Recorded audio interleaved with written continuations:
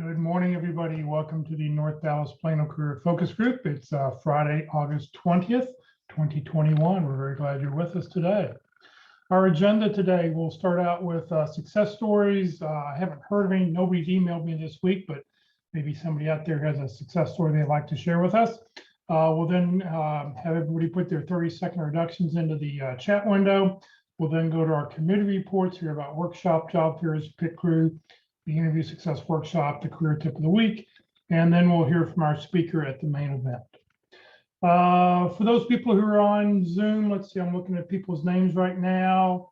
If you don't have your full name listed, where it makes it easy for me to figure out who people are, makes everybody easy for everybody, please go to hover over the little microphone camera and you're able to rename yourself. And then go ahead and rename your name, put in your full name so we can find out who you are. And then be sure to click that little blue box underneath where it says, remember my name for future meetings. That way we'll always be able to see who you are.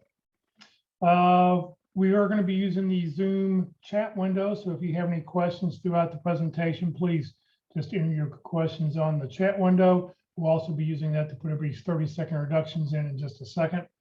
For those on Facebook, please just enter your questions into the comment field. I am monitoring that feed. Please note this event is currently being recorded and is currently live on Facebook. The recording will be on the Career DFW Facebook page and the Career USA YouTube channel for others to view in the future. By participating in this event, and if you have your microphone or camera on, you give consent for your name and picture to appear. Please note that any comments you put in the Zoom chat window do not appear in the recording. Well, good morning, everybody. My name is Jeff Morris. Since 2007, I've been facilitating and leading the North Dallas Plano Career Focus Group. The group's been around since the late 1990s. I took it over when the gentleman who was leading the group in 2007, the summer of 2007, said, I've just landed a job, and he was a project manager. He took a job and said, who wants to take over? I think I scratched my face. He said, okay, Jeff, you're it. So I've been doing that since 2007. The interesting thing was he was a project manager. He was asked to implement a new program at a company, and he did it in 3.5, 4 months. And they then laid him off because they said, well, we don't need you anymore because you did a great job. So you just never, ever know. So he was back. In 2008, I started a website called careerdfw.org to help those who are unemployed in the Dallas-Fort Worth area by trying to put everything a job seeker needed in one place. Because as you know, you drive down the street, there's no sign in front of the church saying unemployed. Come here this morning at 9:30. You just had to sort of know about these things. So that's why I started the website. In 2012, after being invited to go to the White House, I launched careerusa.org to help people outside the Dallas-Fort Worth area. I have written a book called What I've Learned About Your Job Search that you may not know. It is available on Amazon. Since 2017, I've been a member of the practice interview team, and you'll hear more about that from Mark in just a moment. Well, we like to start the meeting off with success stories. I don't know, do we have any landings? If you do, please unmute your mic and let me know. Nobody told me anything via email this week. Going once, going twice. All right, we'll just go ahead and move on. Well, what we want you to do now is, if you will, open up the chat window just hover over the very bottom of your screen, open up the chat window, and then please put your 30-second introductions into the chat window. Put your name, comma, phone number, comma, email address, comma, position you're looking for, comma, 2 or 3 target companies, and then hit the return key. And I will go and copy all these, and I will get this out to everybody who's part of this, who's with us this afternoon.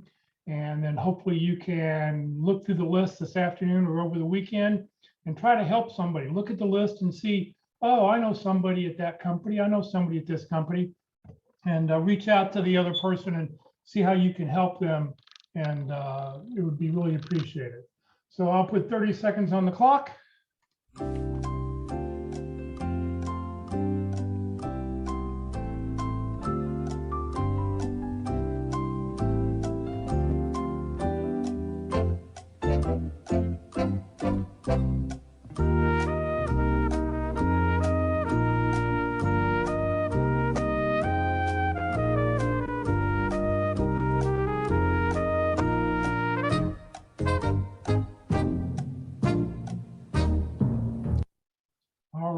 can continue on. Thank you very much for getting that information in. I will get it out to everybody, like I said, this afternoon. For those people watching on Facebook right now, if you put your personal information in the comment field, I will go and delete it right after this session's over. So it will not stay out on Facebook forever and ever. All right, it's time to hear about job and career fairs, training, and workshops that are going on. Good morning, Eldon. Good morning, Jeff, and good morning, everybody. Happy Friday. As Jeff said, I'm Eldon Zarinsky, and I'm bringing to you information about career and job fairs and special training and workshops. This information comes to you courtesy of the calendar page at the website Career DFW. That's up on your screen right now, showing all the various colors that represent different classes of things going on.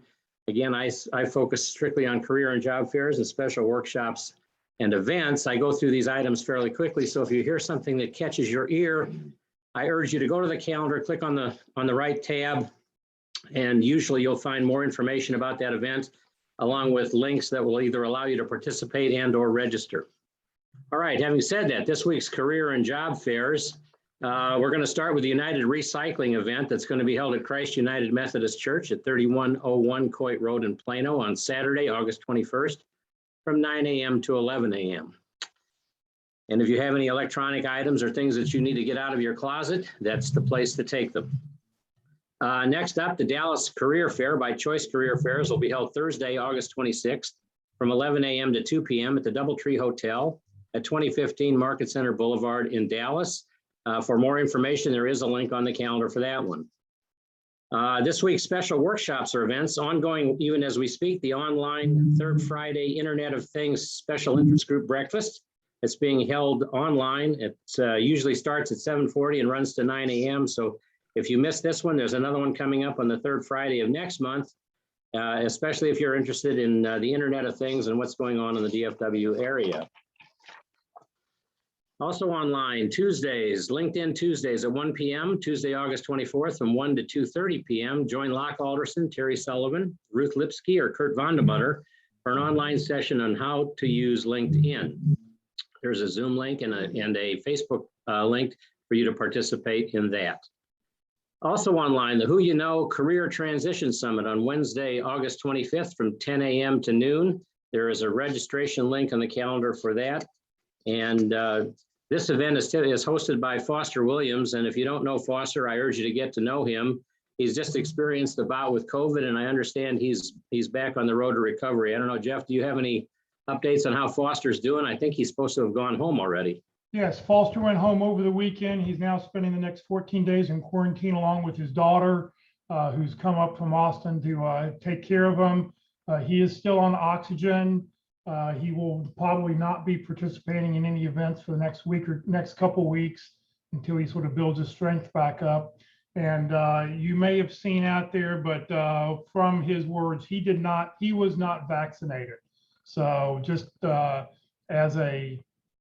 anybody who's not vaccinated out there, if you know Foster, all the barbecue and barbecue sauce that he had in him should have protected him from anything, but it didn't. And as much working out as he does, it didn't help. So, if you're not vaccinated, Foster, I'm sure he will be glad to tell you, go get the vaccine, because what he's gone through,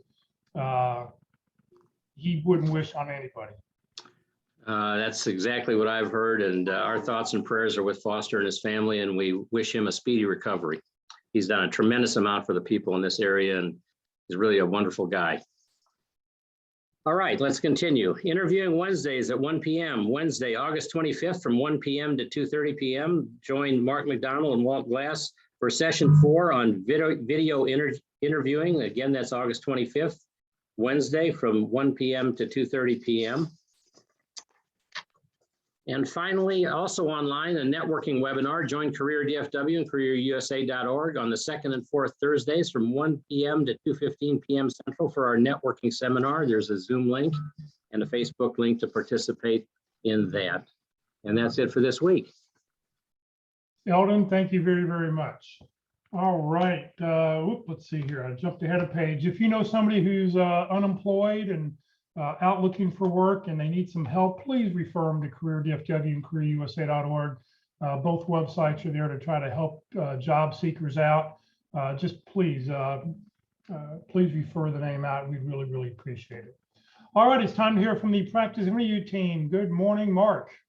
Well, good morning, everybody, and let me post up some information. There we go in the chat window. That's how to contact me if you're interested in a practice interview, or if you just would like to link in with me on LinkedIn. There's also something there in the chat window to help you find that. So I want to tell you a bit about the PIT crew today, and PIT crew stands for the practice interview team.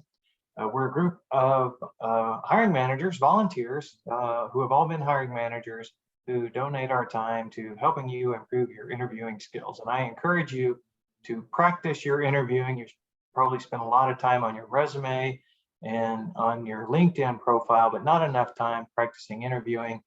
And even I'm hearing, I mean, we had a practice interview today that was for an interview that was going to be face-to-face. So I think even with the Delta variant, some companies are starting to interview face-to-face.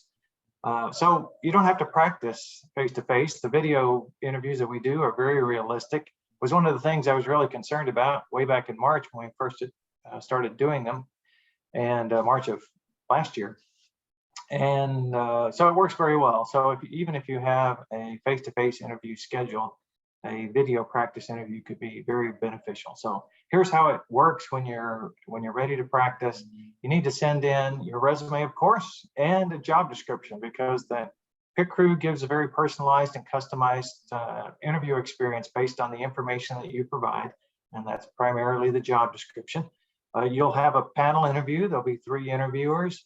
The interviews take about 45 minutes. The whole session takes about an hour and 15 minutes. So when you send in your information, please also include when you're available to practice in 2 days or 3 days. So most of the time, we can get these interviews set up with 2 days advance notice. That's matching your schedule with 3 other interviewers' schedule. Sometimes it takes 3 days. So if you'll provide that information right up front, I can get that taken care of very quickly. And, you know, practice early, practice often. That's what I like to say, which means you don't have to have an opportunity in hand to schedule a practice interview. You can go out and find a job description that looks good for you, even your dream job description, and send that in and get some practice, because there's lots of different aspects to interviewing and interviewing well, and we'll give you some feedback, and that'll improve your situation. And like I said, more practice means you do better, and it's a safe and supportive environment for you to make mistakes. If you're going to make any mistakes, we'll discover them early, and then they won't affect your job prospects when that key opportunity becomes available. So that's how the PIT crew works. There's my LinkedIn profile. You can search my name, use my middle initial. You can search PIT crew on LinkedIn. You'll find me very quickly, and just include a brief note that says we met on the North Dallas Career Focus Group. I like to know that we actually had some contact, even if we haven't talked or exchanged messages. And okay, so that's my LinkedIn profile. The PIT crew, besides the 2-way video interviews that I just talked about, we also offer a 1-way video offering. So it's just a way to practice interacting with these 1-way video tools. I give you the questions in advance and the link to the tool, which is called Easy Hire, which is, you know, companies pay big bucks to use this tool to manage their 1-way interviews, and Jeff has arranged for it to be donated for our benefit. So it's very awkward. The first time I did it, it was very awkward. And the first time I watched some example videos from people who were using the tool that the vendor gave to us, you know, here's some examples of how it works. I was like, wow, you need to practice a lot to be able to do well in this environment. So I'm gonna give you a chance to just become familiar with it, and just send an email to me saying you'd like to do a 1-way interview, and it's pretty much automated from then on. And no one ever sees that. No one's gonna see that interview. It's unless you share it, okay? It's all automated. You'll get a link, you'll interact with the tool. When you're done, you'll get another link that says, here's your video. And you know, no one else is involved. So it's a very confidential thing. So try that out. It's another thing you ought to practice if you believe you're going to encounter a 1-way video interview. And then let me say just a couple of words. Eldon mentioned the Wednesday afternoon interview Wednesday session that Jeff holds. And so we're on session 4 now. Last week was Star Stories. It's a very good session. And this coming week is going to be video interviewing. And there's 10 sessions that we're doing in this round. And then we're going to make an assessment of whether we can go to meeting face to face. But there's a lot of great information. You'll probably be surprised if you're new to the job search, just how much is involved in interviewing well. And next session up is video interviewing. Great session presented by Walt. Mark, thank Thanks, you very, Dan. very much. Good morning, Walt. Well, good morning, everyone, and welcome to Friday. Gee whiz, how do we get started with the interviewing? You know, when you look at the job search in general, it's like a whole new job, and we need to really get good at it. So we're not really trained in it. Don't get much opportunity to understand things before. There's a lot of information now available out there to help us get started. But we spend so much time on our resume and so much time on LinkedIn, as Mark was mentioning. So the question is how much do you spend on interviewing is where the rubber meets the road. Would you agree that it's not the most qualified person that gets the job? It's probably the one who has the most effective interview. Is it really a good match for us and for them? So I offer the Interview Success Workshop. And one of the differentiators that I like to try to impress and use as an example is moving from our frame of reference to their frame of reference. So most of the time we are answering questions from our frame of reference and we don't take into account their frame of reference. Why are they asking this question? Why are they asking it now? And why is it this person that's asking this question? So I'm going to change my little speech. I used to say, what are we selling? So to get to the interviewer's frame of reference, the question is, what are they buying? That way we can think about how we can respond to them more effectively. So what they're buying is who we are, what we do, and how we can help them. Most interviews are on the I do, a little bit on the I help, and almost none, on the I am, and almost none on the I help. What can you really do for me? Which is how I got started doing this workshop back in 2000 when I sat across the table. The first question and only question was, what can you do for me? And it went downhill from there. I can tell you there's not enough letters in the alphabet for how I flunked that particular interview. So I got started into this.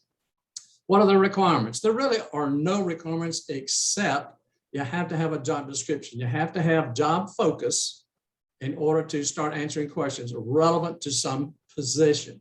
And also like to get your resume. So you have to be registered to attend. Look me up on LinkedIn in the About section. I'm kind of surprised at how many people don't do that when they're going to talk to me and they're going to interview with me. They don't look me up on LinkedIn to see something about me. But in the About section, it tells you more details about how to register, where to send the email to my Yahoo email address. And another thing we do in the workshop is we don't need to have fear and anxiety and stress while we're learning.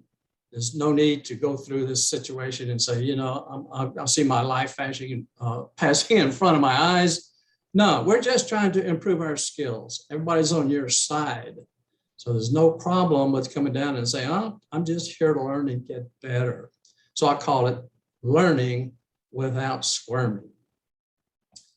Now, before I get into a poem, I'm going to make you an offer. So if you want me to continue with corny poems, do nothing. If you want me to take a sabbatical for a week or two, send $5. And a lifetime ban is $100. So if you want to send me $100, we'll just stop the poems altogether. When it comes to interviewing things, I'd love to be the wind beneath your wings. And now you ask, what price that brings? It really is free with no attached strings. Thank you very, very much. I don't know what a Friday would be without a poem.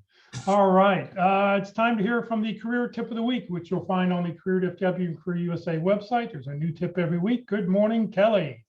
Good morning, Jeff, and good morning, everyone. And yes, the poem always starts my segment off with a smile. So the tip of the week is entitled Relearning In-Person Eye Contact, and the author is John Millen. As we begin returning to in-person meetings in business and our personal lives, we are making a lot of social and personal adjustments. Having stared at people's eyes as pixels on video screens for the past 18 months, in-person eye contact may take some getting used to. And in-person meetings and presentations will call for renewing our personal eye contact skills. But the importance of eye contact in human communication cannot be overstated. We crave direct eye contact. Our eyes have been called the window of the soul, giving us as human beings the opportunity to, we imagine, see inside the other person. The color, shape, and positioning of the eyes may be captivating. Their expressiveness gives us enormous amounts of information and meaning. Searching for trust. In business and life, we search the eyes for trust. Whether we read any of these signals accurately is open to question, but there's no doubt that the eyes play a critical role in our communication with others. This is why making direct eye contact is one of the most important, and for many, the most difficult parts of giving a presentation or talking face to face. Indeed, eye contact provides a sense of connection for both you and your audience. Avoiding eye contact. I coach clients who, when presenting to large audiences, have developed a habit of looking to the back walls to avoid looking in people's eyes. They tell me that when they look at faces in their audience, especially people they know, they feel judged. In business and in life, the ubiquity of smartphones has reduced eye contact. In many cases, instead of looking directly at someone for an extended period to fully engage them, people may glance up from their phones and possibly nod. In meetings, instead of watching other people's eyes to gauge the subtext of meaning, people might be glancing at their phones or computer screens. With text and photos increasingly replacing conversation, it's possible that a generation will lose some ability to understand or use eye contact, but the importance of eye contact will not diminish. The importance of eye contact. Human beings draw a connection and a lot of information from looking at eyes. If a person shifts eye contact frequently or looks down, we assume nervousness or unease. If people avoid our eyes under questioning, we think they might be lying. Or, on the other hand, good eye contact can make us feel like somebody is really listening and respects us. Eye contact is a powerful force, and its importance is demonstrated at an early age. Carol Kinsey Gorman, PhD, who studies body language, notes that infants naturally lock eyes with their caregivers. She says the significance of eye contact is still retained in the adult mind. It shows a lack of confidence when we don't look in people's eyes. Most people look down frequently or avoid eye contact when they're nervous.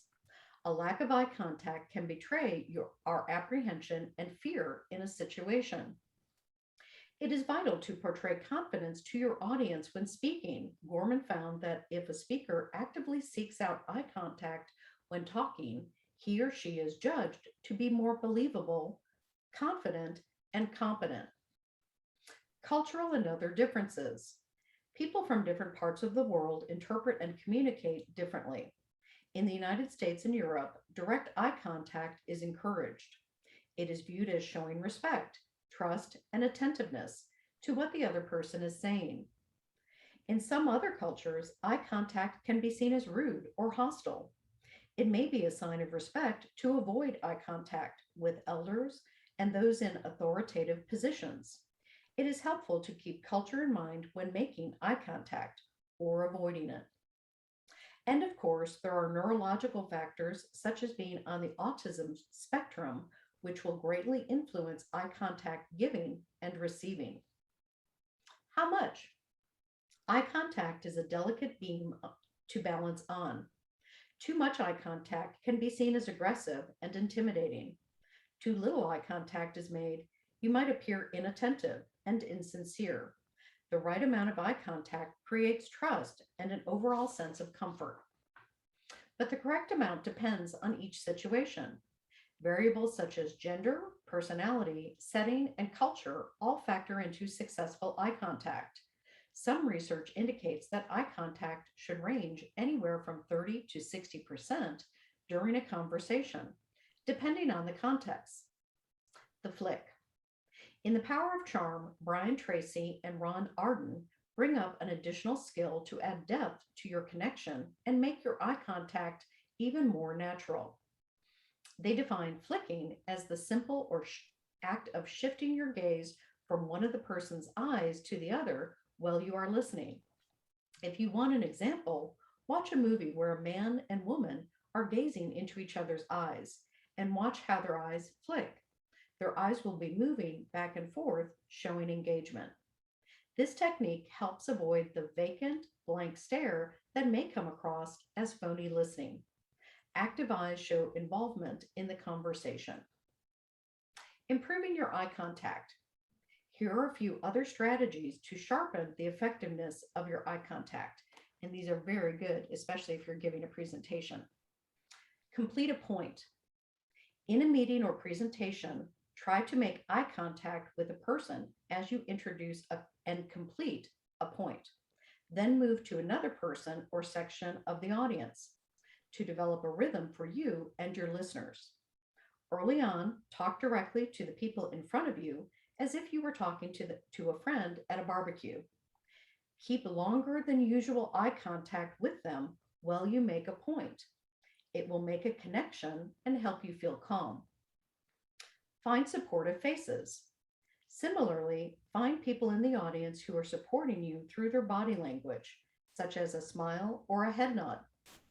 Connect with them. Use them as a touch point and circle the people around them.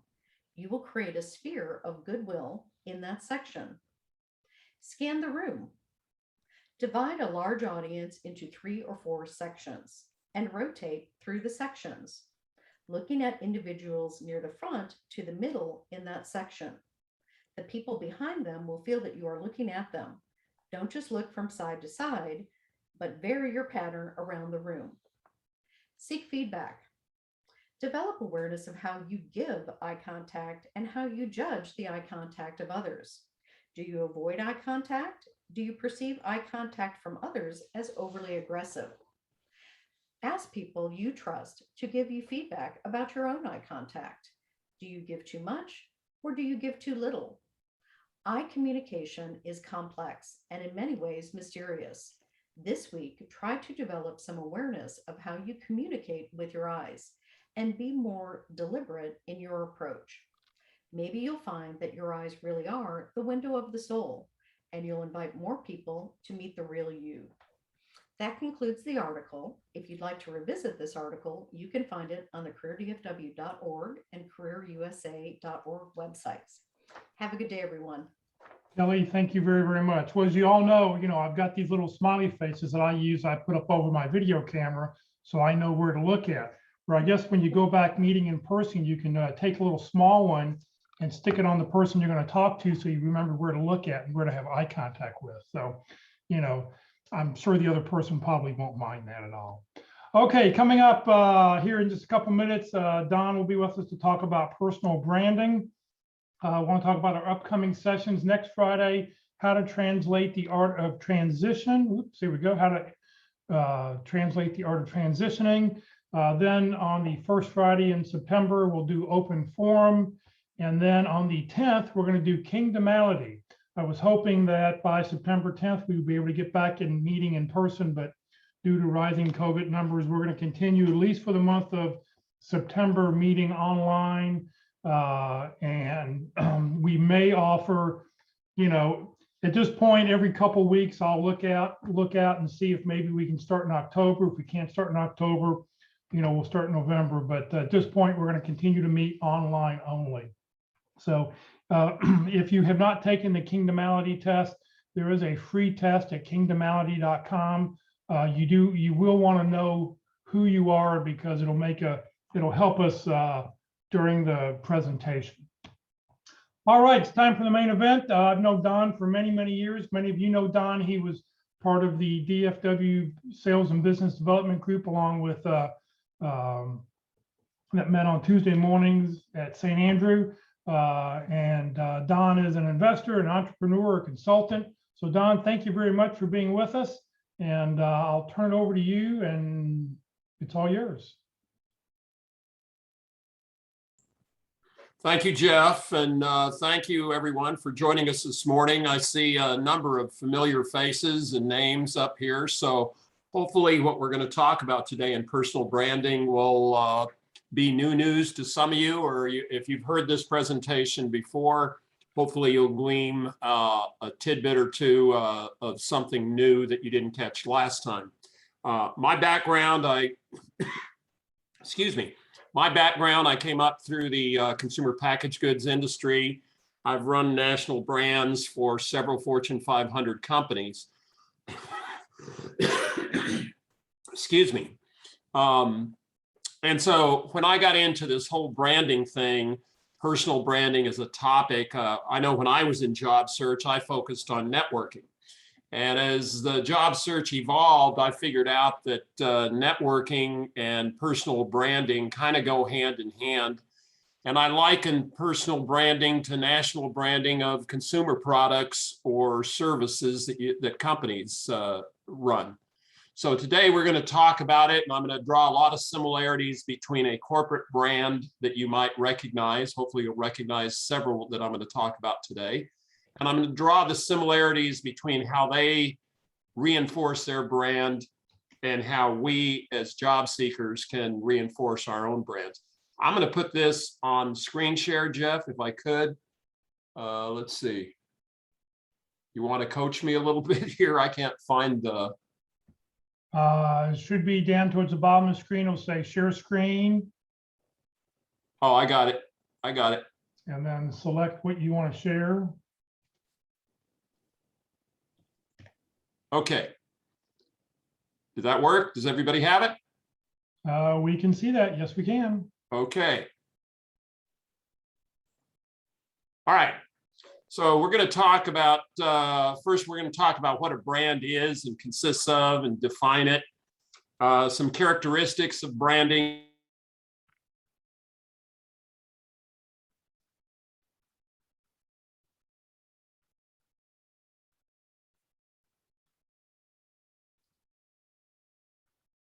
Don, I don't know. Don, you've frozen up. Sort of presentation. So from time to time, I will ask for volunteers to give us their thoughts. We're going to talk a little bit about your brand messaging, and then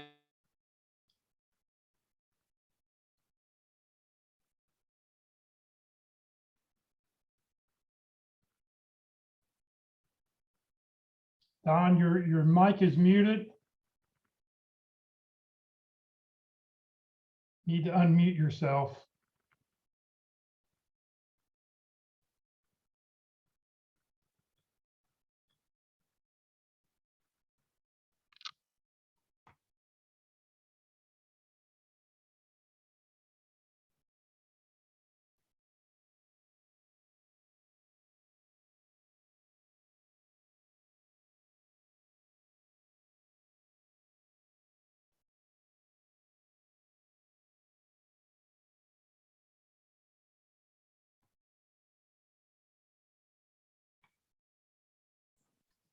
can you hear me now? We can hear you now. All right. Sorry for the delay there. Now I can't see the presentation. Hang on. Yeah, you'll have to share again because it went away. Oh, okay. You share screen again. And you froze up once or twice, so. Yeah, I think it's my connection here. How are we now? There we go. We can see the presentation. Okay, we're good? Yes. Okay. Let me move back a little bit here.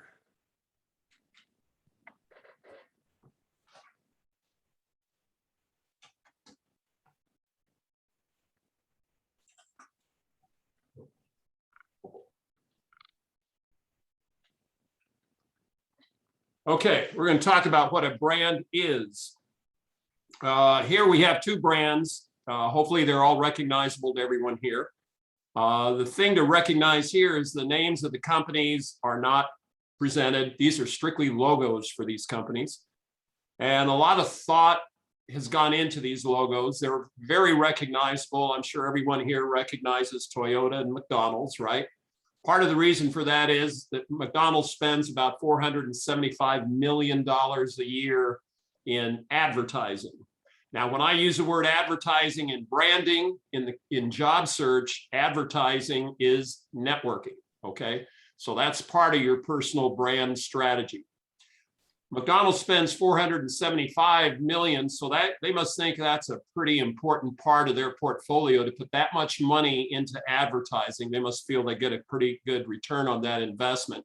Toyota, on the other hand, spends over 1.75 to $2 billion on branding, so they think it's very important for them. And when you look at a list of some of the larger companies around, they're all spending between $2 to $6 billion in advertising every year. Now, some of that is global and some is just domestic. But obviously, branding is an important part of the strategy for any product or service that's being sold or marketed of any consequence. So part of branding is a thing called goodwill. When a company buys another company, say there's something called goodwill, and goodwill can be a very huge part of the purchase price. Goodwill is the value of a company's brand name, customer relations, customer base, their intellectual property, patents, proprietary technologies, all of these soft things that a company owns or has developed over time falls into the category of goodwill. So when a company is being sold, you have the goodwill piece, then you have what I call the brick and mortar piece, which is the buildings, the trucks, all that stuff. So when you put the brick and mortar and goodwill together, that would be the valuation of a company in a sale.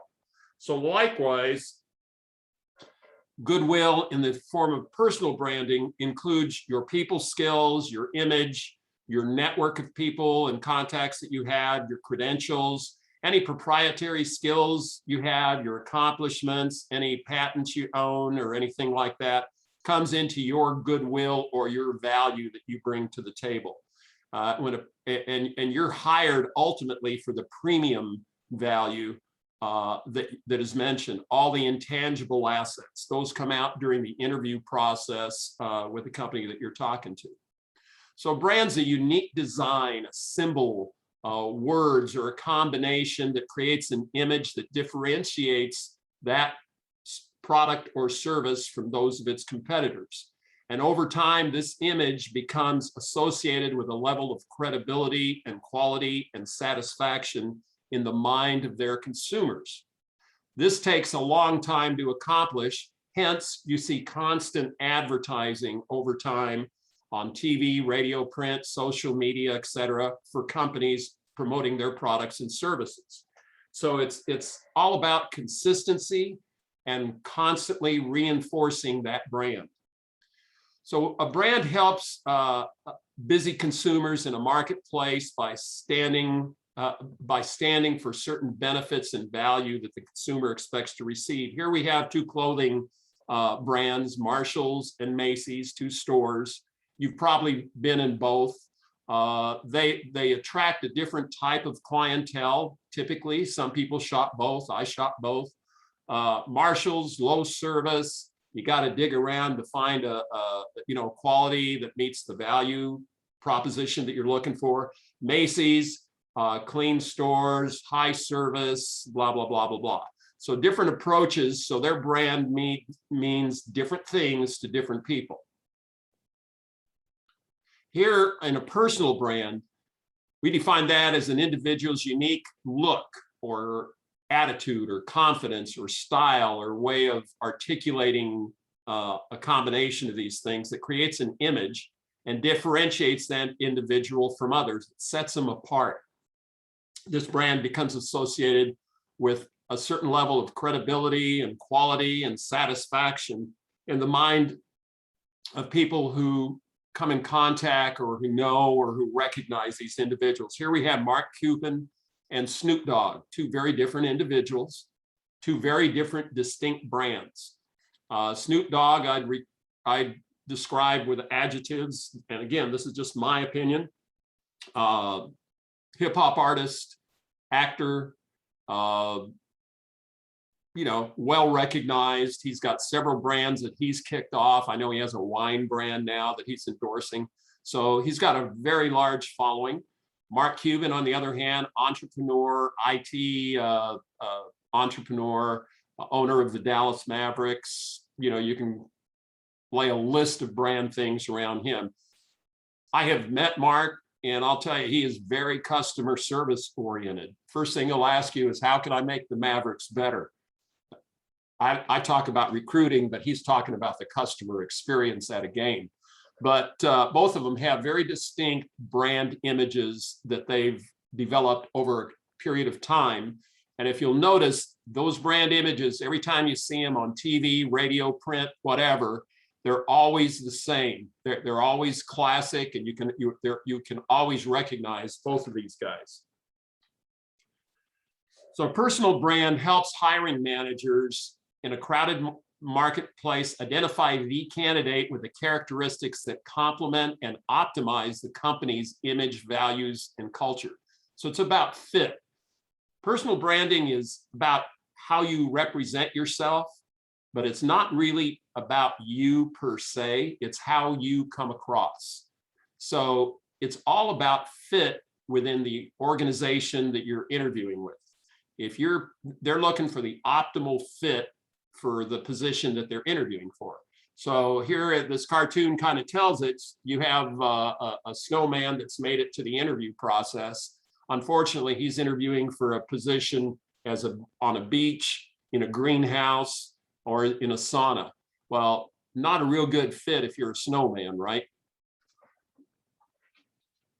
So to stress fit, Herb Kelleher, the founder of Southwest Airlines, has stated, we'll hire someone with less experience, less education, and less expertise than someone who has more of those things and has a rotten attitude. We can train people and teach people how to lead. We can teach people how to provide customer service, but we can't change their DNA. So what you're talking about in personal branding is your DNA, or how you come across to other people. Southwest Airlines, if you interview with them, it's a very fun but rigid interview process, and they're looking for a certain type of individual. They're looking for someone who's fun, energetic, and kind of reinforces the Southwest brand. For those of you that's heard this story before, I guess tune me out for a second, but I always tell it about being on a Southwest flight on a Friday afternoon after a long week on the road. And we're all climbing onto the plane, putting our luggage away. And I open the overhead above my seat to put my bag in, and out pops a very petite flight attendant saying, "Surprise." And everybody cracks up, right?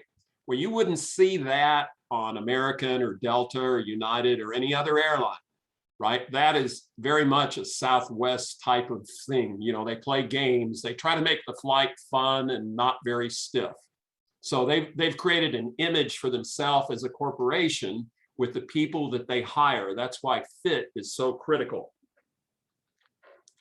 Here, going back to the corporate side, we have my old company, Land O'Lakes. I worked there 20 years. And then Great Value. Both of them are butters. Both of them exactly meet the standards of identity as set forth by the government for butter. It's got to have a certain amount of fat and moisture and salt and all these other things, right? So both of them probably come off the same production line. But you'll note Great Value butter, you'll pay probably $1 to $2 a package less than you'll pay for Land O'Lakes. Yet Land O'Lakes owns about 25 to 30% of the market share nationally, which is huge. Part of the reason for that is when you have a strong brand, whether it's a consumer packaged brand or your personal brand, you can command more in the way of return. You can command a higher price if you're providing Land O'Lakes butter or Toyota cars or whatever. You can command a higher price for your product because the consumer confidence is higher for what you're talking about than it is for an off-brand. So when two companies sell an indistinguishable product like butter, say, or when you have two individuals interviewing for a position, the one with the stronger brand will be able to preserve and elevate their own price point. What that means is if your brand is strong enough and you are recognized as the best fit from all the candidates, then you're going to get the job, and probably at a higher price point, because there's more value that you're bringing to the table to the company. So it makes sense, right? So branding, personal versus business. Here we have American and Southwest. And I talked about Southwest. I'd throw a couple of adjectives out. Southwest would be fun, low cost, no frills, and no baggage fees, and on-time arrival. There's five points that I give to Southwest. American, I'd say large, broad reach globally, not usually on time, stiff, professional, but very structured. And yours might differ from that, but those are my impressions as a traveler over the years. Here on personal branding, here we have an example of three individuals. Hopefully most of you are old enough to know who these are, but they all have their own personal brands, good or bad, obviously. So their personal branding image is an ongoing process, creating an image or impression in the mind of other people about that individual. So all three of these individuals had very loyal, large followings, whether they were good or bad. Okay, we're not going to go into the good or bad thing, but they all had a lot of things in common as far as their following and their popularity and the image that they projected out to their constituents. Your personal brand as a job seeker is your promise to your customer, network, employer, peers, friends, family, coworkers, as to what they can expect from you every day. You're going to think and problem solve the same way. You're going to have the same personality. You're going to be dressed professionally, typically, and it's going to differentiate your offering from other job seekers that are out there. And it's going to help your brand, help people define your brand and perceive you. It's going to define how they perceive you, basically, how they perceive you to be. Basically, your personal brand is what people say about you when you're not in the room. So at the end, I'm going to tell you how to develop your brand. And one of the ways is to talk to your spouse or significant other or people close to you, because you want the truth. Their perception is your reality. So that's why branding from a personal standpoint is critical. 7 core elements of a personal brand is you've got to be authentic, consistent. You have to have your story down, which means you have to be prepared. You have to have actual expertise in whichever field you're working in. You've got to be visible. You've got to network. You got to be out there. People have to see you, and they have to see you multiple times to get to know you so that they can represent you down the road. You have to present a value proposition, a potential value proposition to a prospective employer that they can understand. And you have to network. This is a decision wheel that kind of goes through the hierarchy during the job selection process. And I thought it was appropriate for personal branding.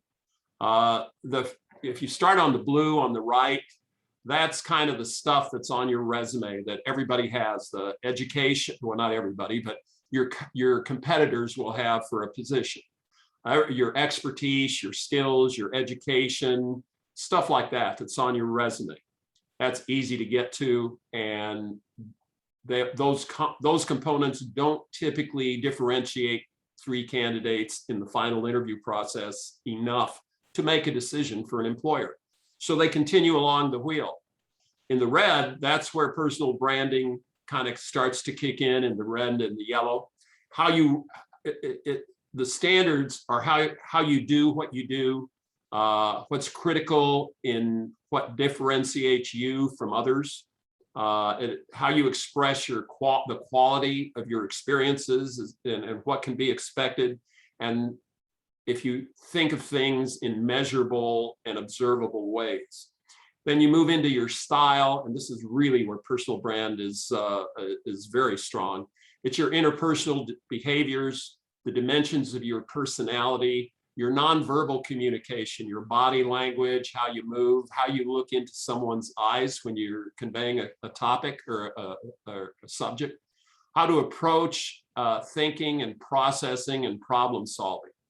So those three first steps are the main part of the decision-making process for branding. And then you get into the roles, and that's where they start meeting about you after the interview, and they talk about actions, behavior. You know, every time I interviewed, we had an interview team.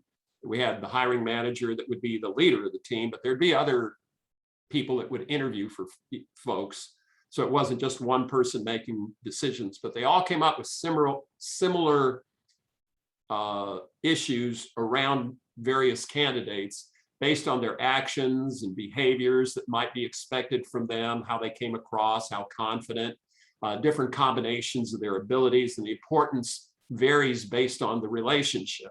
So I've been in situations where you had a position that someone interviewed for, and they did so well on the interview, especially in the yellow phase around interpersonal behaviors, that they actually got a better job than they were originally, than had been posted. They got a better job or a higher compensation package or something because they came off so well, because their personal brand was so well developed and the confidence that the hiring authority had was so high in that. Your personal brand, again, is a promise or a value proposition that you bring forward to people that generates loyalty and trust. It exists in the hearts and minds of others. It's the emotional component.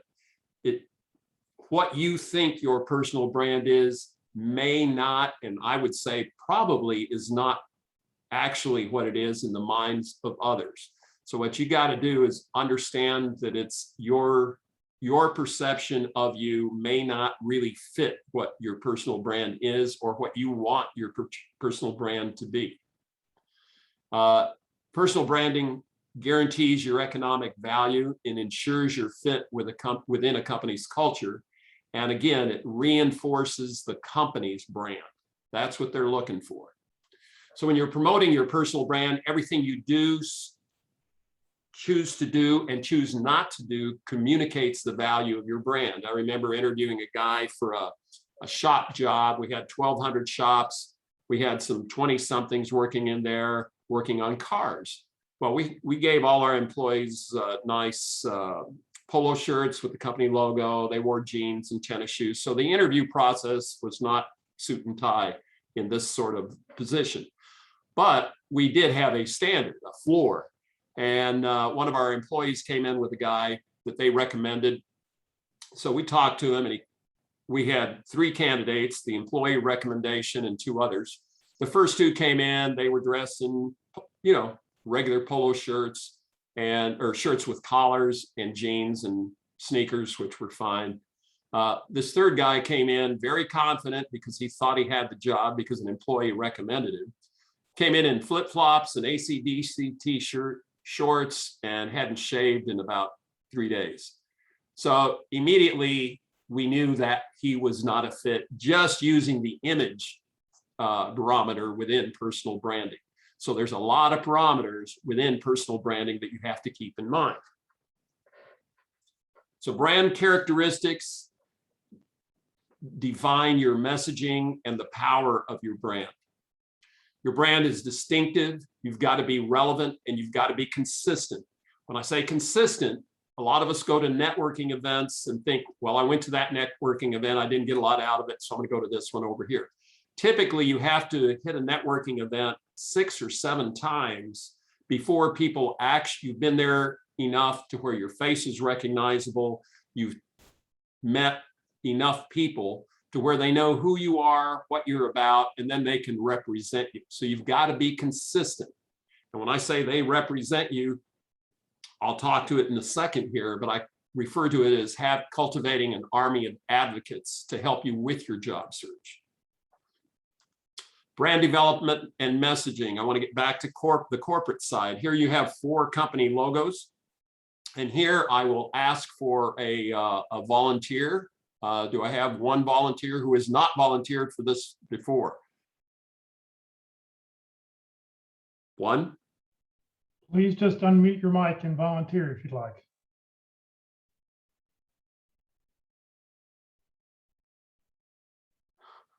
Okay. All right, I'll take it. It'll speed it up anyway. Here we go. Marlene just unmuted her mic, so. Okay, Marlene. Why don't you pick one of these and tell me give me 3 words or adjectives that kind of tell you that will give us your impression of what these brands represent. Three adjectives. I will pick Amazon since I just placed an order last night. Okay. Great, quick customer service and quick delivery and a multitude of products. Pretty good. Yeah, I would say something very similar to that. Companies spend millions and a lot of time developing their logos, like you see here. I mean, a lot of time. I've sat in rooms for 12, 18, 24 months consistently for regular meetings with all kinds of consultants just to develop a logo for a brand. So Amazon, she's right. They put a lot of thought into it. The arrow underneath means everything from A to Z. And it also says fast delivery. So that was their intent there. FedEx, same sort of thing. The arrow between the X and the E, fast, quick delivery. Adidas, climbing the mountain. The mountain is the pinnacle of success, and it's focused on athletes. Does anybody know how Adidas got its name? Do I have any volunteers for that? All day I dream about soccer. I'm sorry? All day I dream about soccer. That's it. That's it. That's Adidas. So, okay. So let's get into some others. And I'll want another volunteer for this. I'll want a couple of adjectives for each one of these companies. Anyone?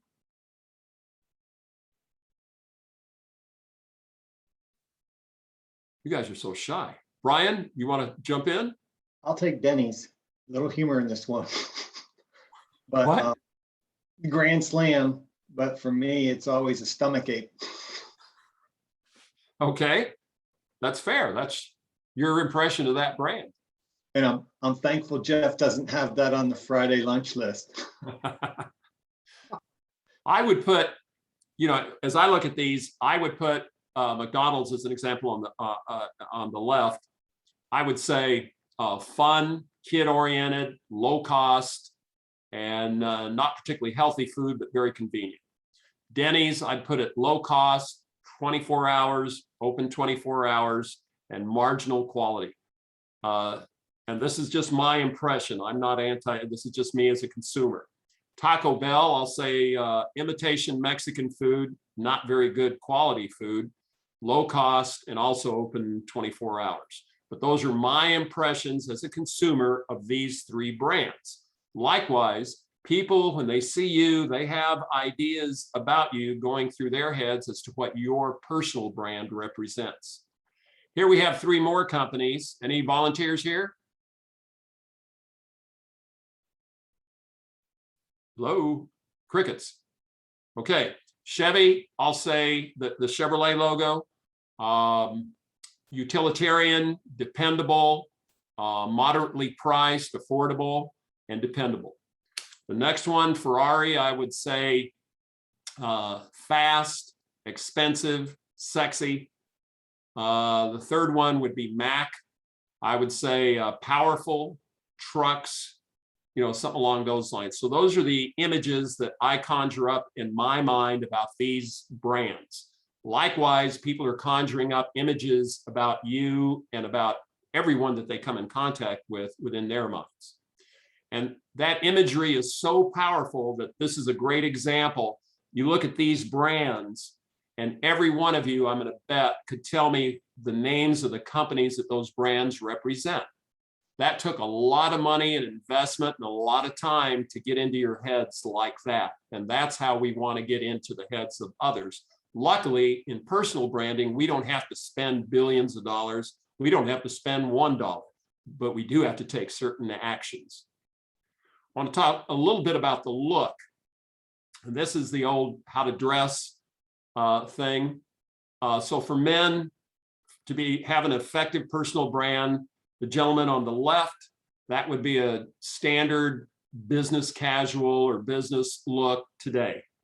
The gentleman in the center, that would be a more formal look, maybe for someone in the banking industry or finance or something like that, or an attorney. The one on the far right, that would be a more casual look for a man.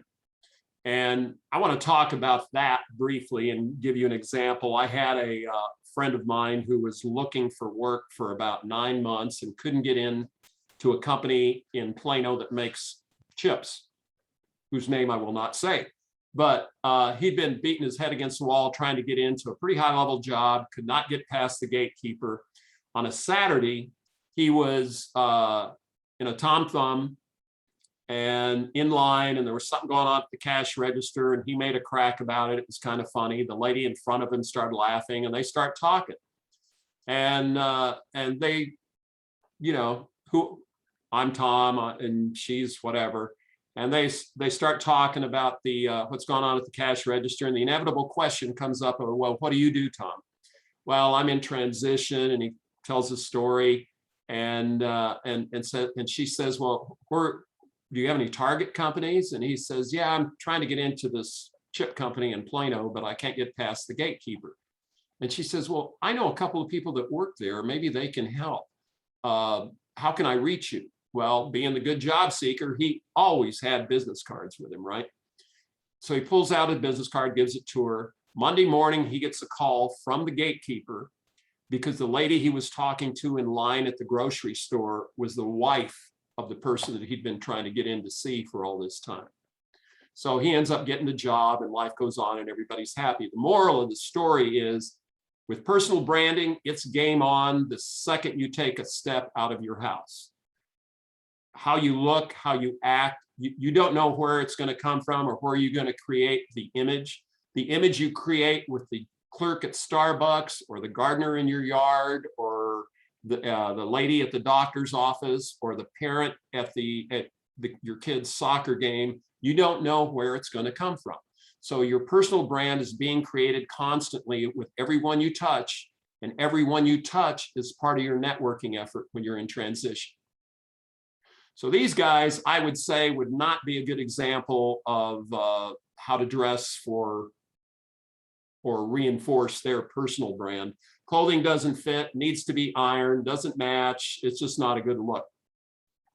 For ladies, this would be a very professional look for business attire, as would these. These, unfortunately, would not fit any corporate culture that I have been involved in. So the look is very important. Now let's do a little image exercise, and I'll do a quick one here. The US Navy, I'd say power, ships, Navy. Super Bowl, I'd say champion, football. Those are the images that come to mind there. Now I'd ask for another volunteer. Would someone unmic and step up and give me a couple images about these two individuals? Some adjectives. Anyone? Don, this is Tony. I'll jump in there. So Colin Powell on the left, clearly Okay. Leadership, is an elegant leader, well-spoken. Okay, do you have any others? What else would you say about him? Military, of course, and just sort of charismatic. Yeah. Yeah, how about the lady on the right? So obviously that is Mother Teresa. And what comes to mind is, charitable, self-sacrificing service, love, kindness. Excellent. I would mirror exactly what you said. Okay, let's give me another volunteer, someone else. Anyone? Darlene?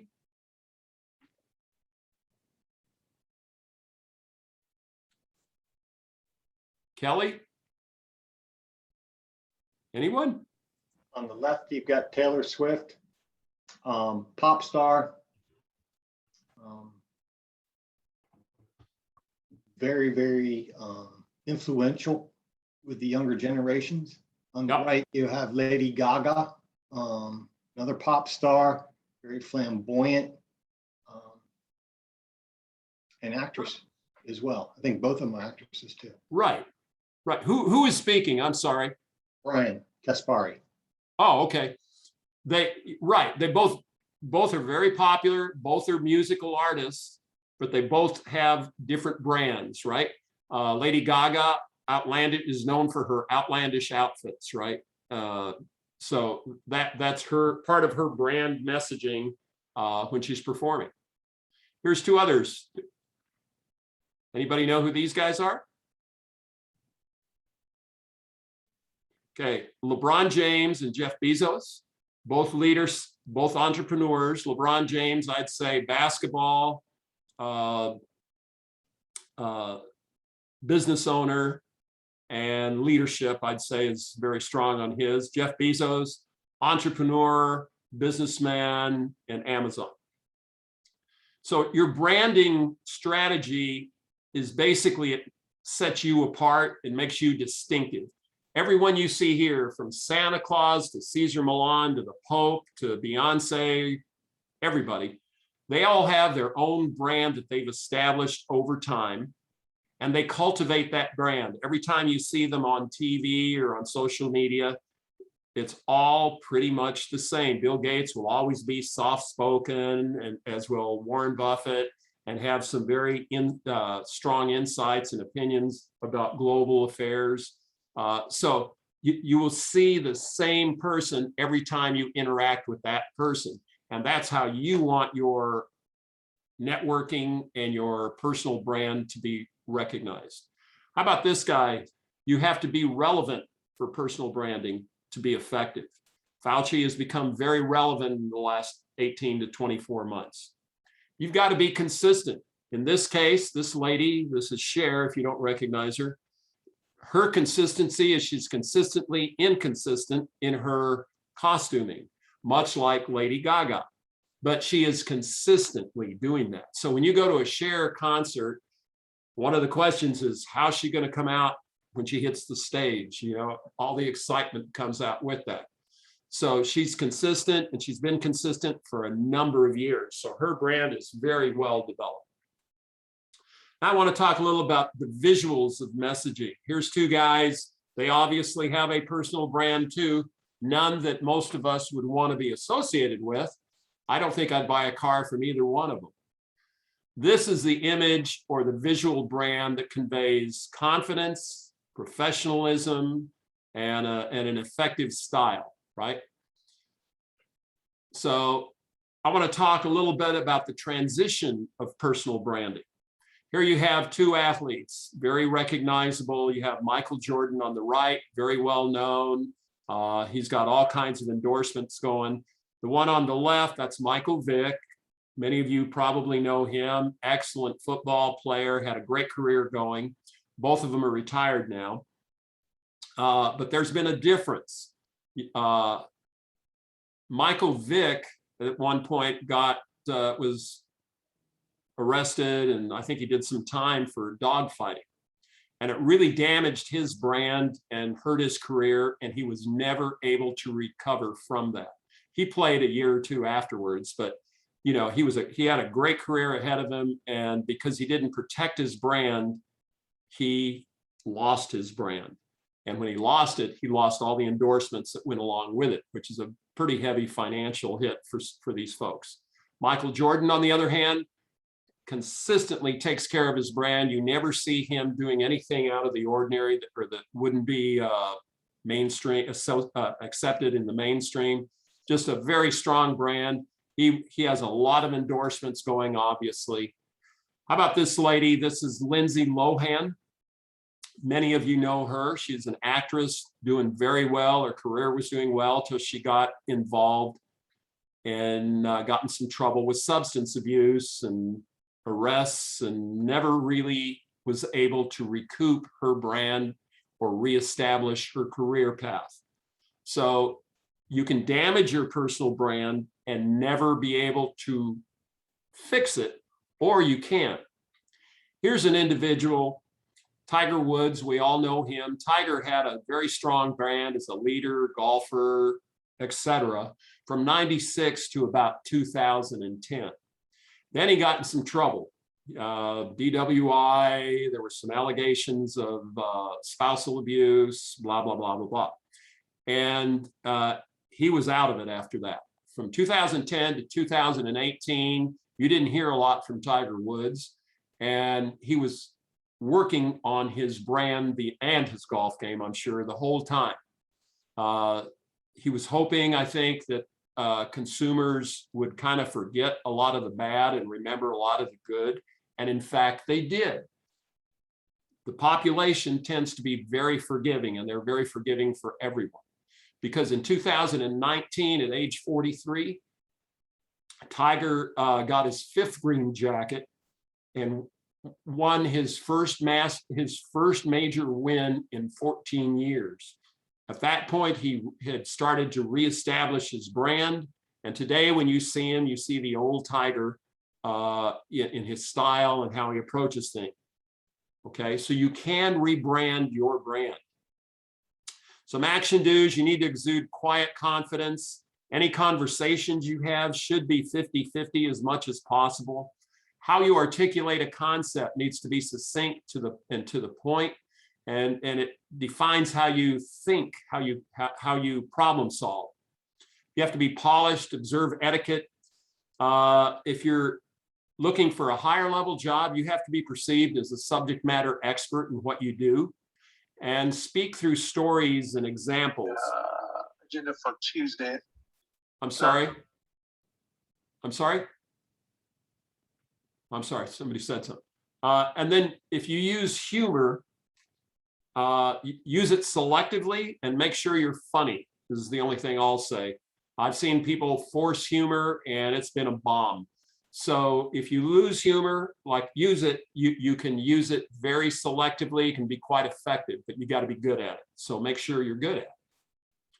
Some don'ts to do in developing your brand is don't fidget when you're around people, dominate the conversation, oversell yourself, play with your hair. I have not had that problem. Don't be clicking your pen or display poor etiquette. Don't assume the person that you're talking to knows. A lot of times a person will be talking to a civilian, I'll call it, who may not be in the industry that they're in, and they're using all the industry jargon, and it's just confusing the person because they're not from that industry. So you need to know when to dumb it down and speak in broader generic terms when you're describing what you do versus talking through what you do to someone who is from your industry who knows all the lingo. Avoid topics around politics and religion like the plague. You don't know what the person you're talking to's position is. And if they try to tell you what it is, don't jump on the bandwagon and agree. Just move the conversation away from politics and religion. It'll kill you long term. Always have your clothes up to speed, pressed, ironed, fitting properly, your hair done right, and be prepared. Have your 30-second spiel down, your business cards printed, have them done correctly, and dress appropriately. Did I say dress inappropriately? Oh, these are don'ts. Okay, now I want to talk quickly about marketing materials. There's a lot of marketing materials in establishing your brand. Just like with a company, there's all kinds of, you see their logos and stuff everywhere on everything. We're going to talk briefly just about social media and business cards. Social media and the impact of social media is off the charts today. If you're not involved in playing in social media and you're in job search mode, you're not really doing an effective job search. Right now, they're saying as of 2020, over 4 billion people are involved in social media. The big one, of course, is Facebook. and that's just in general. Businesses look at social media as you see here. So I would be a proponent that as a job seeker, you mirror what businesses do. I would take the top 5 from Facebook to YouTube, and I'd have a presence on all 5 of those. LinkedIn obviously is a must if you're in job search. Facebook is a must. Twitter, Instagram, and YouTube also are very important and can be very helpful to you as far as your social media strategy, and how you present yourself on social media, remember, defines your brand or damages your brand. So be very careful about what you put out there. You just have to be consistent. When you talk to companies or professional marketers about the value of social media, that outer ring that's in blue, they say social media, the purpose, they convey a lot of consumer information and help to customers and customer service and that sort of thing. But the real purpose of social media from a corporate perspective is to increase brand awareness. Likewise, for a job seeker using personal branding, social media is to increase brand awareness, personal brand awareness. LinkedIn is critical. Obviously, it's the big kahuna regarding job search sites. As far as personal branding and networking, I'm old school in that, if I can, I'd rather do networking in this presentation in person and face-to-face. 95% of professionals consider face-to-face vital. The close rate for face-to-face is 40%. 72% of people confirm their impression is influenced by their experience with the individual and the handshake they exchange. And I remember being working for companies, and it seemed like we had a lot of meetings, and everybody was complaining about all the meetings, they were a waste of time and blah, blah, blah. But in fact, companies make, for every dollar they invest in face-to-face meetings, they earn $12.50 because of the improvement and strengthening of the human resource within their company. Yet, 39% of people tend to socialize more online than in person. That's good for you if you're out there networking and doing the face-to-face thing, because you've eliminated probably 39% of your competition. Business cards are the other thing I want to touch on. Business cards, the purpose is to communicate, qualify, and provide information for follow-up. Basically, it's who you are, what you do, and how can I reach you? Those are the questions you're trying to answer. The must-haves are all caps under the name. Your name should be bold. It should be in larger font. It's where you want your eyes to go to first when you get the card, when you're reviewing the card. If you have a nickname, it goes into quotations, not into parentheses. And if you want to promote your title or degree, just put a comma after your name and then the initials for the degree or title that you have. Have a statement about your position or your role or what you do, whether it's IT, infrastructure, or cybersecurity specialist. Have it down in 1 to 3 or 4 words max, so that a layman can understand what you do generally if they're out talking about you and representing you to one of their contacts. So it's got to be easy to understand, 1 to 4 words, and defined broadly. Phone number, 1 phone number. I've had too many business cards that I get with multiple phone numbers, and HR people are not going to call you 3 times to try to reach you. They'll hit 1 phone number. If they can't reach you, they'll go on to the next person. Address, city, state, zip only. Don't need street number or house number or street name. Email address and LinkedIn address. City, state, and zip is so that the employer will be able to identify, are you within range, or is it going to require relocation to a different city, blah, blah, blah. And then the back of the card, I like to leave it blank and flat stock white paper so that people can take notes at a networking event. I know when I go to networking events, I'm talking to a number of people. making commitments to follow up on certain things with certain individuals. And I have to write that on the back of the card so that when I get home, I put it into my tracking system and I can follow up on time with what I've proposed or what I'm supposed to do for them. And doing that adds to your brand because you said you were going to do something, you did it, and you did it when you said you were going to do it, right? So that's how I look at business cards. So you look at other points on business cards, whether it's graphics, pictures, colors, taglines, websites, etc. So here I have a list of do's and don'ts. And we've talked a lot about them, so I'm not going to go into this in too much detail. I am going to talk a little bit about photos. A lot of people like to put their photos on their business cards. I'm not a big proponent of that. I think your photo belongs on a business card if you're a model or an actor, and that's about it. And then if you insist on putting a photo in, it should not take up half the card. It should be maybe 20% of the card and the rest of it with the information that the people need. Some people nowadays are putting QR codes on cards, and that's fine. You can put it on the front or the back. I'd say put it on the back, but make it small enough to leave room so people can write and take notes, okay? And don't put multiple fonts, multiple phone numbers, lamination. Don't make your business card a mini resume or have an obscure job description that no one understands. Don't use fluff adjectives, and don't be a person that tries to use all the space on the card. White space is your friend on cards and resumes. Here's a card. I've blanked out names and phone numbers to protect the innocent. But this is a card that I picked up at a job search networking group. It needs a lot of work. It's not centered. It's got more information that belongs on a resume than belongs on a business card. Address is wrong, does not have a LinkedIn address or anything like that. It needs a lot of work. This was homemade. It was done with cardstock that you can buy at Office Depot and printed on a home computer.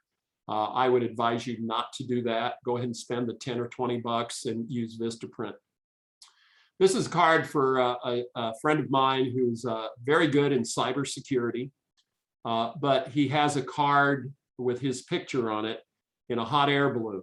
Totally has nothing to do with cybersecurity. Address is wrong. 2 phone numbers, needs some work. Here's another one. Your eyes drawn to the big black bar on the bottom and to the sales management leader on top. His name should be where sales management leader goes, and leader is a fluff word from where I sit. If you're in job search, everyone is a leader to one degree or another. Everyone is a professional. Everyone is experienced. So those are words that to me are fluff as an ex-employer. A lot of the graphics on this card are distracting. So I would say give this card probably a D as far as effectiveness. Here's another one.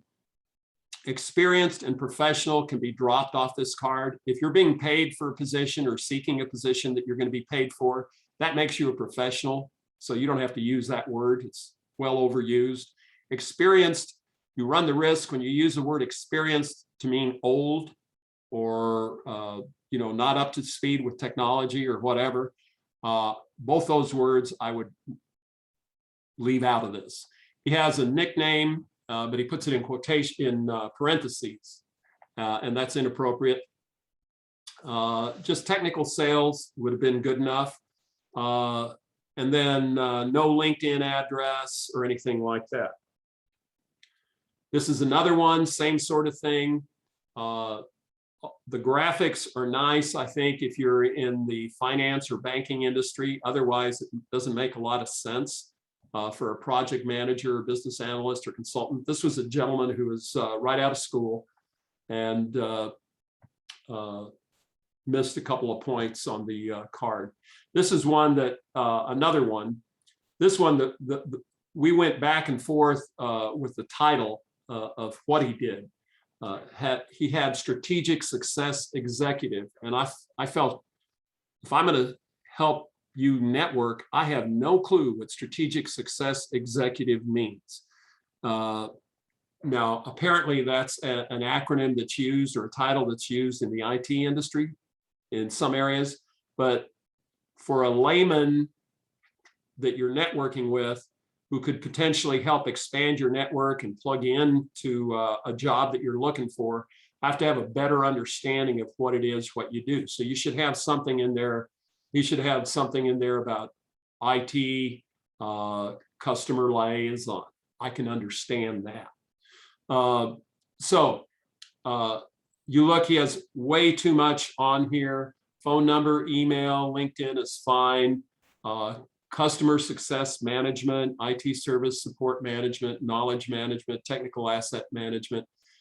All that's okay, I guess, but it tightens up the card and it eats up space. You want space because space pushes your eyes, your vision to what you want to emphasize, which is your name and what you do. Those are the two most important things. The design and the comments on the back side of the card, totally useless, doesn't need them, should not be there. Okay, and then the whole card is laminated. So you can't take notes on it, right? Now here's some examples of some good ones. So I left the names on these in case you know them. But this card has some graphics. I would have bumped up, the only thing I would have improved here is I would have bumped up the font and the bold on his name. Because as you look at it at first, your eye goes straight to that bottom black bar on the bottom, which doesn't do anything for you except take up space and pull your eye away from where you want it to go. Otherwise, all the information that they have on here is very appropriate. This is a well done card, I'd say. Here's another well done card.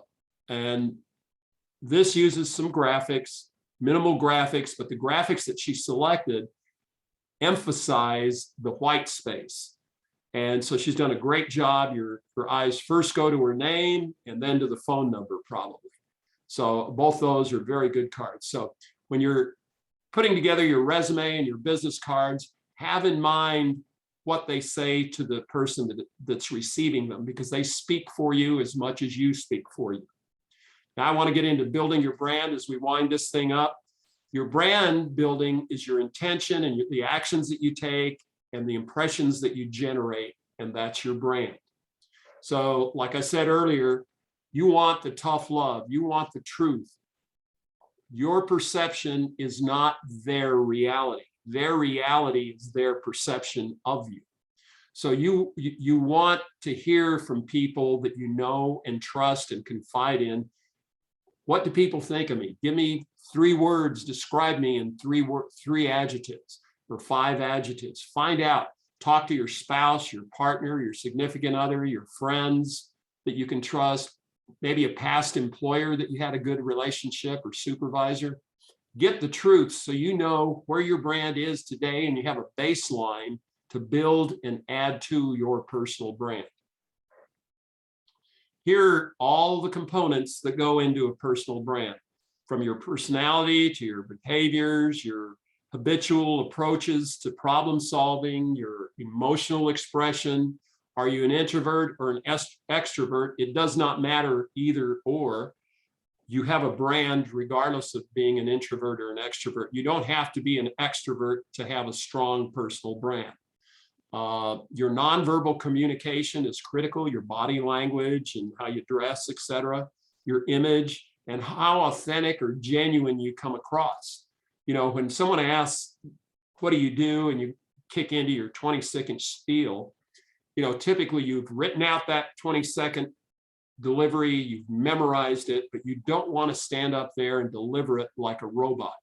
You want to have it down so well that you know the key points and it comes off from inside you. It has to be authentic and genuine, and it has to be in your words, not the formality that you did when you laid it out in writing. So that's how well you have to have it down. So the 10 keys to an effective brand are reviewing and refreshing your brand signature on a regular basis. Be proud of your leadership brand. Keep your brand promise. Be authentic, stay relevant and consistent, show up at the same networking events repeatedly if they're strong events for you, where they have the right people there. Be consistent, show up consistently, dress consistently, act in a consistent manner. Packaging matters, so remember what you wear. Who's in your tribe? I put that in there because I was delivering a presentation to the graduate school for their 100th anniversary at UT El Paso. And I was talking to them a lot about Facebook and branding on Facebook. And we talked about who's in your tribe. You know, when you're young, your friends are important, or you might be in a political party that you're very proud of and staunch about, or have certain opinions about certain things. Who's in your, but when you do your personal branding in a professional mode, you move away from that approach. So you're also judged in your tribe by who you associate with. So I know I've gone through on my Facebook and my LinkedIn, and I have over the last 6 months deleted probably 200 contacts on Facebook and on LinkedIn, just because they were posting a lot of political and religious stuff that could reflect on my personal brand because I was associated with them.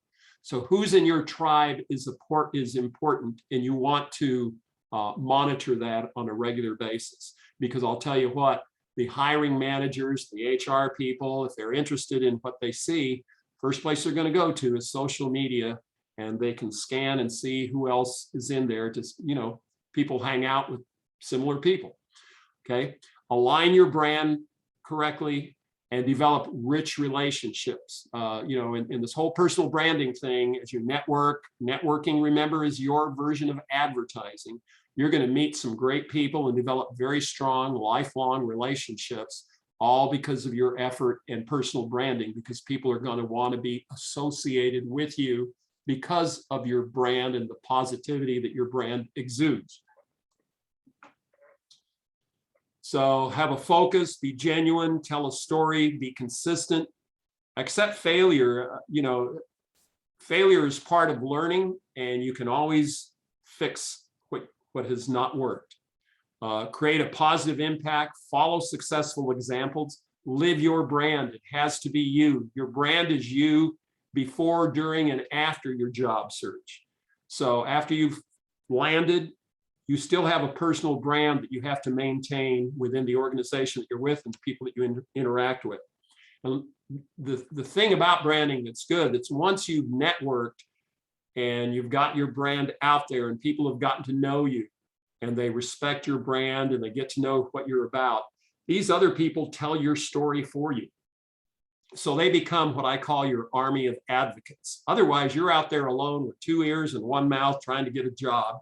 You need as many people out there as possible as your advocates, your army of advocates, to help tell your story and network you into the position that you want. And then finally, you want to leave a legacy. Your personal brand is your legacy. It's what people will say about you when you leave the meeting, leave the room, or leave the industry. You want to leave a very positive legacy. So like Herb said, you don't hire for skills, you hire for attitude. You can always teach skills. So with that, I'll close. Much of what I talked about came from this book and several other sources that I showed on the slide. You're welcome to them. And hopefully I helped you along your personal branding image and how you're going to approach it. Hopefully you got something out of it. So Jeff, I'll turn it over to you. Don, thank you very much. Does anybody have any questions before we conclude? If you have any questions, please just unmute your mic. Deborah, go ahead. I have one. I'm curious from the perspective of the people in the group and they're interviewing recently. I interviewed last week for something that I really, really wanted. And I knew going into the interview that the individual that was the hiring manager was younger than me by about a decade. And I had considered modifying my approach to a number of things in that conversation, and I really didn't. And in hindsight, I should have gone with my first instinct. And I wonder if people are sort of modifying their approach to the interview process when the hiring manager is not their age or older. Is that to me or to Walt? To anyone, To anyone? maybe people that are interviewing now, anyone that wants to answer that question. I'll give you my 2 cents, and then I think Walt would be a good one to, if he's on the line, to dig into this, because I mean, he's the interview expert. I would definitely, in the course of the interview, I mean, you're not going to change the age gap, right? But the thing that concerns young people about people that are older than them is their approach or adeptness with technology. So I would put in, during the conversation, I'd sprinkle in examples of technology that you've employed to solve a problem or something like that. Other than that, I wouldn't change it too much. I mean, if they're in a hiring position and they're in a leadership position within a company, they've accomplished some stuff already and they've got some skills, maybe not at the level that someone older might have, but they've definitely paid some dues at some point along the way, and they're in the position to hire. So I wouldn't be too intimidated by the age thing, other than to try to stress the adeptness with technology. And that's how I'd approach it. But I'll kick it over to anyone else who has any other ideas. So let me get your question. Was that a person that's younger than you're talking about? Yeah, I'm not worried about the age gap or me being older. I would have dressed more casually. I would have, like the opening question, you know how we all prepare for tell me about yourself? Well, that's not the question I was asked. She asked me, what do I need to know about you? And I would have answered that question very differently than my kind of rehearsed but modifiable tell me about yourself. So I'm just curious if people are modifying their approach to engagement when the hiring manager is of a different generation. Okay. Well, number one is we can't let different generations affect us negatively. In other words, we can't be fearful of talking with someone that's younger or a different generation of us. So what do we do? And you mentioned that the question that she asked is, what do I need to know about you? I think is exactly equivalent to tell me about yourself. I mean, it gives you the same opening statement opportunity to make, and doesn't matter about the age. Now, if there is a younger person, I might have some examples or talk about times when you have dealt and worked with younger people. Maybe you had a manager that was younger than you, or you've had people on your teams that were younger than you, and how you assimilate, acclimate, do whatever it is. And it's like age doesn't really make any difference to you and how you work with people and peer from day to day. You probably have younger customers and older customers, and you have all that sort of thing. So if you want to go out and do an analysis on the different generations and kind of look at what they do, you can get some idea of what's important to them. But the main thing is to find out from them what's important. And that's why we talk about asking those questions and just focus on the job, show your energy and passion and enthusiasm on doing the job and for the company. And it just kind of, the age thing just kind of disappears when you're focused on those things. Does that help? It does help. I just got the distinct impression that my opening bored her, and was a challenge to get it back on track after that. But yes, that does help. Thank you. Well, if we're older, and I have a friend that says I'm elderly, and I disagree violently. I disagree too. Yeah. Okay. What do you think the most significant thing is to come across if they see you as older? More energetic. That's right. Just energy alone. Just energy alone is gonna go a long way. Now, it has to be authentic and genuine. We hired a new CEO. He came in, he had two things on his resume: reorganize and downsize. But he hired a CFO who was 90 years old that came with him. And so I asked somebody, well, how is it working for this guy that's 90 years old? He says he has more energy than the rest of the group. So just show that. If you've got energy, passion, interest in that job in the company, that really fights all these different kinds of things. because everybody's going to have some biases when they come into the interview. Everybody. Yeah. Thanks. I appreciate that. Well, Don, thank you very, very much for your time today. I have a little game here I want to play. We talked about personal branding. So let's see here. Can anybody tell me what this gentleman's brand is? Anybody know what his brand is? You're welcome to mute your mic and tell us. The friendly CPA. A friendly CPA. And just think about it. I mean, I know that. I think most of us here probably know that. I mean, you don't get to see him every day. I mean, you don't see him in person, so you don't get to hear him say it. But, you know, when we were meeting in person and, you know, he always would say that. So it just would make things easy. So it's a personal brand. We know who it is. We know who it is when we see him. So we know he's a CPA. We just we recognize that. All right, next Friday, our speaker is PJ Dunn. He's going to talk about how to translate the art of transitioning. Should be an interesting presentation. If you have not put your 30-second introductions into the chat window or into the comment field on Facebook, please do so. We'll get all that information out to everybody this afternoon. Career DFW and Career USA, we're putting on training 4 days a week. This is the third Friday of the month, but Women of Wisdom will not be meeting today. So the speaker, the lady who organizes the group is out of town this week, so that meeting will not be happening. Next Tuesday, for LinkedIn Tuesdays, Ruth Lipsky will be with us to talk about LinkedIn search engine optimization.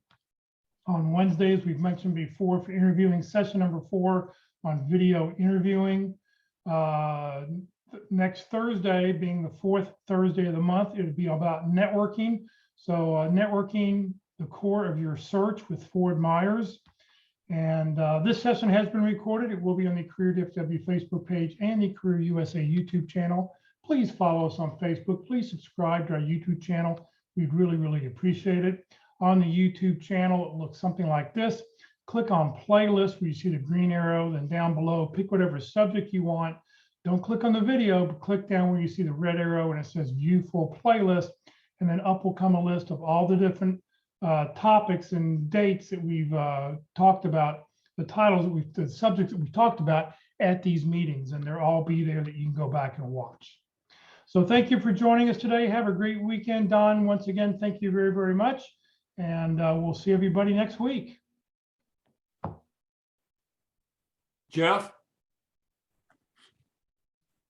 Yes. are you guys